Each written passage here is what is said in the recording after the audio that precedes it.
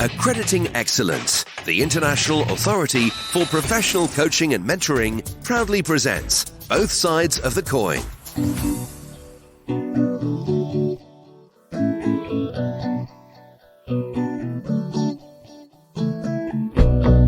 How important is spirituality for you or your clients? Have you ever considered bringing it into your coaching practice or having it as your coaching niche? Today, we'll hear from two people who have. Welcome to Both Sides of the Coin, a podcast produced by the IAPC and M. We're a leading accreditation body, and our aim is to increase public confidence and to raise industry standards by enforcing a rigorous accreditation process that ensures the quality of professional coaches and mentors.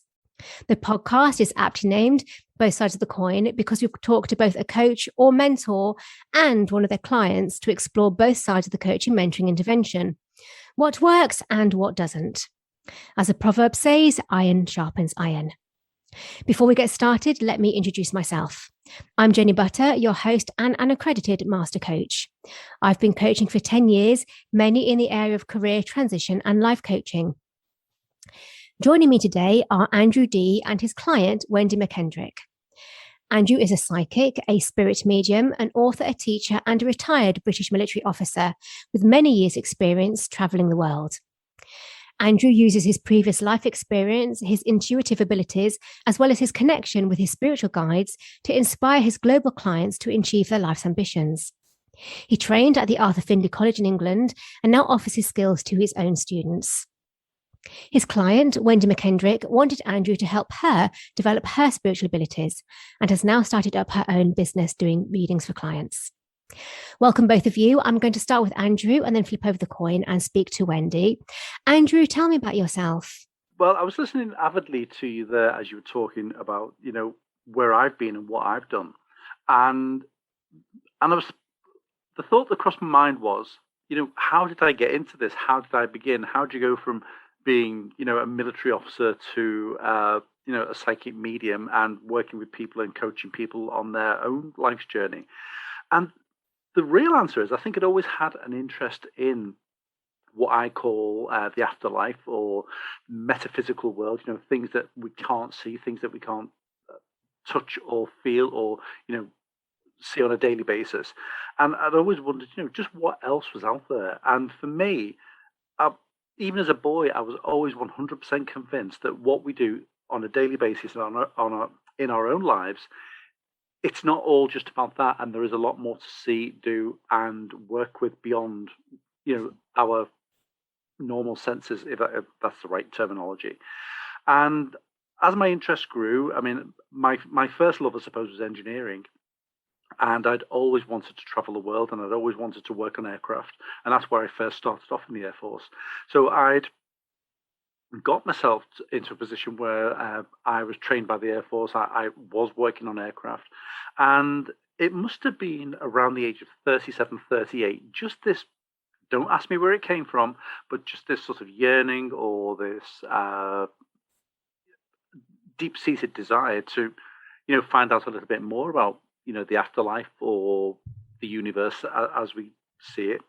And I just found myself one day driving past a spiritualist church in Swindon, in Wiltshire. That's where I was based at the time.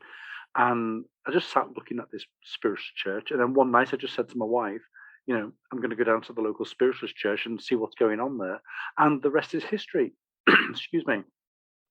And I went in, and I still remember the guy now. Can't remember his last name, but I know his name was Jeff. And he said, "Oh, can I help you?" I said, "Yeah." I said, "What do you do here? What's going on? I'm just interested." He said, "Oh, great, come in."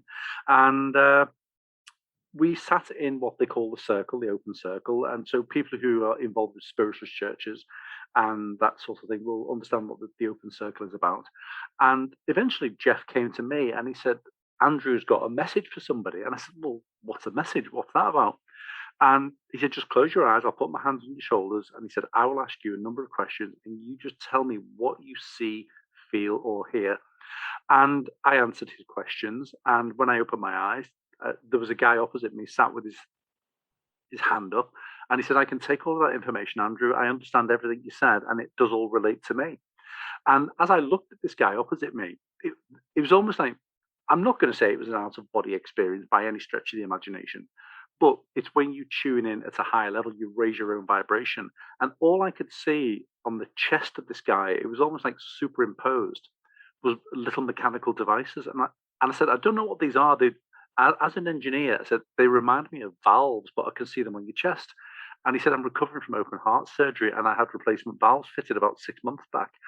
And Jeff said, hey, Andrew, there's your first message. And from then on in, it's been a progressive journey forward in trying to develop my own senses more, my own skills, trying to, the more sensitive you are, that's the problem with this work. The more sensitive you are, it can hamper everyday life because you pick up on things you wouldn't do ordinarily, but you need it for your work as a psychic medium. And like I said, the rest is history. And then I found myself being asked, by other people, could I teach them or could I do readings for them? And here we are today. Excellent. There's a lot of religions out there. A lot of them believe in the afterlife. So if you are working with a Christian coach, you might pray and listen to a sense of what God is saying. How does what you do differ from other faiths? I wouldn't say what we do is different. I mean, other faiths, and I don't want to get into the whys and the wherefores or anybody else's faith or belief system or upset anybody. It's but for example, if you spoke to a Muslim or you spoke to a Catholic or you spoke to a Mormon, most will say, whether it's Jesus or whether it's Muhammad is a prophet or there is a God, and what name does that person go by? What does that God go by? Then, you can go to a Christian spiritualist church and they will have pictures of Jesus in the church. And we still talk about God. But one of the primary facets of spiritualism is to prove the afterlife does exist. Whereas a lot of religions will say, you can't talk about that, or we say you can't talk about that, or, they don't want to address it. So we still believe in a lot of what I would call the religious tenets, but at the same time, our main drive and our main purpose is to try and prove the afterlife does exist through evidence from loved ones who've crossed over. So that is the main difference, but there's still a lot of similarities in many ways. Can you explain the difference between Reiki and readings? You offer both to your coaching clients. Yeah, well, there's the Reiki side of things is hands-on healing. Now, if you go to a spiritualist church, they will have hands-on healing. They tend to just put that. The rules have changed now. They would put their hands on your shoulders. So it's Reiki by another name in my book anyway. But I'm sure somebody else might argue with that. But the Reiki healing side of things, Reiki comes from two separate words in Japanese, Rei and Ki, and basically it's universal forces, and it's channeling those forces. And I'm simply a conduit. So I raise my vibration. I would tune into those vibrations, and I would simply lay my hands on a person, on the shoulders, maybe an area that's particularly sore or particularly giving them trouble. But generally, I work with the whole body, and I simply channel those forces through them and allow the healing to take place. And if I'm being really honest, I believe the vast majority of healing takes place from the person itself, because they've allowed themselves to have that space and time to themselves to relax, to drift off, to, if you want to say, go to a trance state, or some may even fall asleep. But they're allowing themselves to heal and heal their own bodies. I'm simply channeling that, and I am being the person who, I suppose, arranges that, if for want of a better word. On the reading side, it's very much me chatting to somebody. If a client was to go for counselling because they want a problem solving or they want to work through something for themselves, with a counsellor, the client would do the talking. The client would, from a coaching perspective, reach the conclusions or the answers themselves by, those answers or clues being teased out of them by the counsellor by, some directed questions. For me, I tune in with the individual, and I'm not saying it's always the case, but within a reading, I would tend to pick up on what is going on around the client and present them with the information and simply ask them, would they understand it? Is that what's going on in their life right now? And then we can work towards solutions. It's about guidance, it's about insight, and sometimes it's about helping people over those speed bumps in life. We all hit those speed bumps, but it's just a case of how hard you hit them, and what do you do afterwards. So that's the main difference between Reiki and a reading. Reiki is non-verbal; it's hands-on. The person very much, you know, lies there and allows themselves to relax and self-heal, whereas a reading is very much a collaborative process.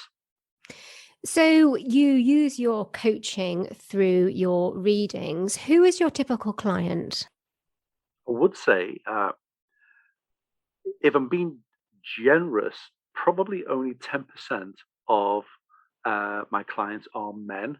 Don't ask me why. That just seems to be the way it is. Although men do come for readings, but like I said, it's only about 10% of them. But the vast majority, the other 90% are ladies, and they can range anywhere between 18, 19, right up to, I think my oldest client has been over 90. So there's no real typical client. They don't all really fall into one category or one age group or one demographic at all. What are some typical questions that you ask your clients as part of your coaching process? When working with them, I mean, there's a lot of relationship things come up, a lot of career issues come up, and for a lot of people, they are stuck. So I wouldn't necessarily ask them a question, because that's part of what I teach, that we don't ask the clients any questions as such. But what I may say is, for example, Jenny, and I'm not right at this moment. I'm just making this up. I promise you. But I would say, Jenny, thanks for coming along. We would settle down. I would ask them whether they've had a reading before, and then allow them to settle in, because some people get lost on the way. Some people are anxious. Some people don't know what a reading is about. They just felt the need to come for some guidance and advice. So I would settle them down, and probably one of the first things I would say is, you know, maybe I'm picking up right now, Jenny, that there's around your career that there's an obstacle in the way at the moment. Maybe you're trying to find your way beyond an obstacle, or somebody is stood in your way, or you just feel as though you're not being listened to right now in a certain area of your life within work. And there's a need now for you to listen to those little voices inside that are telling you to look in a new direction or look for a way around this. Now, that's just something I've made up right now, hopefully anyway. And then what I might pick up on is possible solutions that may lay ahead for you, and I would present those to you. What I do say to people is, and this is really important, you don't just go away and do what I say. I never tell people what to do with their lives or how they should run their lives. What I do say is, it's up to you to now go and make an informed decision. I've been presented with some options, for you. Please go and have a look at them, and decide which way you're going to go from there on in.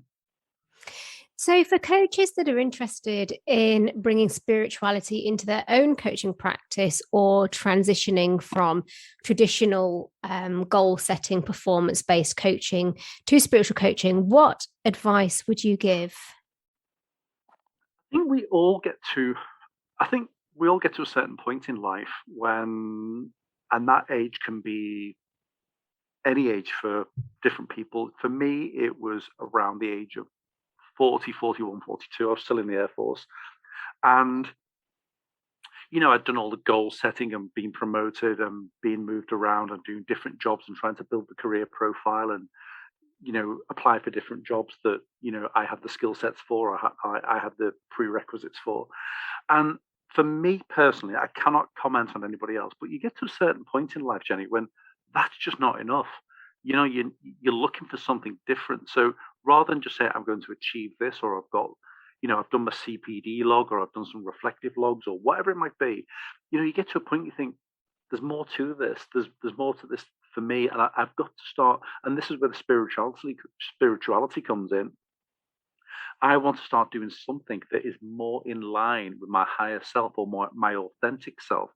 And I think people listening to this right now might well say, do you know what? I've been doing that for 20 years. I've been doing a job simply because it pays the bills, or simply because it's expected of me. And I went into this particular career, and I've got a prime example in a second. And it's not me anymore, because we do change. We are not the people we were when we were born. We're not the people we were 5 years ago. We do change, our needs change, and our viewpoint on life has changed. And suddenly people start to wake up to the fact that there's much more in life than simply goal setting, heading for the next pay band, or the next position, or, you know, trying to, outperform somebody else, whatever it might be. And suddenly you realize there's much more to life, and that there's much more to life to enjoy. And that's where the spirituality does come in. And sometimes I do offer people, insights into what may be available for them, and to help bring the spirituality in. Now, I wouldn't say yoga is particularly spiritual, but one of the reasons I took it up was because after I'd done a session, or after I'd done a practice, a yoga practice, I suddenly felt in tune with myself. And sometimes our head or our ego is totally out of tune with our own spirit. So doing any sort of practice, getting involved in anything that brings everything back into alignment for you, suddenly puts the rest of the world in perspective. So it doesn't have to be a total departure from what you're doing now. There very much is that spiritual and practical everyday life journey that you can combine. So if I was to give any advice to anybody, I'd say find something that works for you, find something that helps you balance everything in your everyday life, because there's family life, there's work life, there's everyday stresses and strains. And sometimes we need an outlet for that, because it's not all go, go, go, work, work, work. So I would say find what works for you. Thank you. That's good advice. Finally, Andrew, why did you decide to become accredited? Mainly because, and I'll be really honest about this, there is an organization called the Spiritualist Nationalist Union in the UK, and they are pretty much the religious body. You mentioned religions earlier on. And the spiritualist movement only has, it is a religion on the statute books, with government. So it's an officially recognized religion. But there's only about 1,600, members of that religion, so to speak. And the SNU, the Spiritualist Nationalist Union, is pretty much the body that runs and controls. So it's a bit like the Church of England, it's a bit like the Catholic Church, or it's a bit like, other faiths. And what I found was that their educational systems, their courses, they're perfectly good courses. I've done them, and I've done plenty of courses at their centres, and I've really enjoyed them. But what I found was that their qualifications, their organization, if you like, wasn't really recognized outside of their own organization, outside of their own body. And I wanted something that was internationally recognized, and something that was independent from me, independent from the SNU, and something where somebody could come along and look at me and say, you need to fulfill these criteria so that we know you are of a standard. And that's why I went down the accredited route. It was to prove to other people and to myself that, that I'm not a fly-by-night guy. I'm not, because lots of people have abilities, psychic abilities. Lots of people have spiritual abilities, if you like, or spiritual connections. They may have not gone through very much training or not have very much experience, but there's nothing really saying to them that they can't put themselves out there as psychics. So I wanted that validation, really, for myself and for the general public, when they can look and say, yeah, this guy has got the experience, he's got the knowledge, and he's got the certification to prove it. A great example there of the importance of accreditation. I'm going to flip over the coin now and speak to Wendy. Wendy, tell me about yourself. I live in Aberdeen in Scotland. I'm a single parent of 3 children. I've just got one child at home now. The other 2 are adults. My spiritual journey started quite young. I was first aware of things. I mean, I must have been younger than 10 when I started to question things and knew that there was more to life than what I saw. But it wasn't until I got into my teens that I saw spirit for the first time. I spoke to my mother about it. She got a bit scared and asked me to suppress it, which I did for a while. I did try to develop again in my early 20s when I had my first children. but family got in the way. So it got put on hold until I had my daughter. She's now 11. So it must have been around about the same age as Andrew got pulled into it, to be honest. I was around about 41, 42. And I had this dream of the inside of the spiritualist center, which I had attended before, but it looked different. So I contacted them to see if they still were running classes, which they were. So I attended the classes and I went into the hall, which had been constructed after I had been there originally. They built an extension. It looked like what I saw in my dream. So that took me back into learning at the classes. I attended the classes for a while, and then COVID hit. So everything got put on hold. So I felt like I was a bit in limbo. And that's when I reached out to try and find a coach to bring me on further. And so what has been your experience having Andrew as your coach? Well, I found Andrew to be really approachable. He's a very nice, genuine guy, because he's had similar teachings through the spiritualist church and then went on to further develop himself. That appealed to me because he'd followed a similar path. I watched his promotional video that I saw through a Facebook advert and reached out to him, and I felt, yeah, this person can bring me on to where I need to be. And so how have you applied in your daily life what you've learned through your coaching with Andrew? Well, I started, like you said at the start, I've started up my own small business trying to do readings for clients. I have had some interest, but it's early days. The methods that Andrew's shown me throughout the training, that it was additional methods that I hadn't learned in the spiritualist church, like writing words down, because just a single word can give you so much information to share with a client. Andrew's taught me quite a few different variants that I wouldn't have known otherwise. So it's definitely enhanced my experience. Thank you. And from your own personal perspective, how important was it for you to work with somebody who had been accredited? It shows that they've put in the dedication to themselves, and then the willingness to support and help their current and potential future clients. Because if they are willing to put that much effort into themselves, it shows that they are willing to make sure you're putting that much effort into yourself to achieve your full potential. So following on from that, as somebody that's just setting up your own business, what are your thoughts on your own self-development and becoming accredited yourself in time? It's something I may consider in the future. It is early days. I will just have to see where my path takes me. And is there anything else that's important for you as a coaching client to share today? Just that if you feel like you would benefit from doing the coaching, I'd highly recommend it. It certainly brought on my confidence with my delivery, because when I first spoke to Andrew, and Andrew sent me little tasks to complete, I did find that I was hesitating quite a lot. I wasn't as fluid as I wanted to be. I wasn't as confident as I wanted to be. If Andrew had asked me to do this at the start of the course, I wouldn't have had the confidence to do so. The fact that I'm speaking to you today is showing me how much confidence I have gained through Andrew's coaching.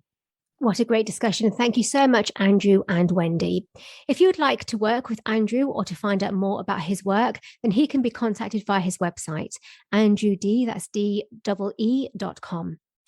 We're confident that anyone who attains an international authority for professional coaching and mentoring accreditation will be amongst the very best that the profession has to offer. So if you're someone who's interested in having some coaching or mentoring and want to find an accredited coach, mentor, or training provider, or if you're a professional who's interested in becoming accredited, then please go to our website, coach-accreditation.services.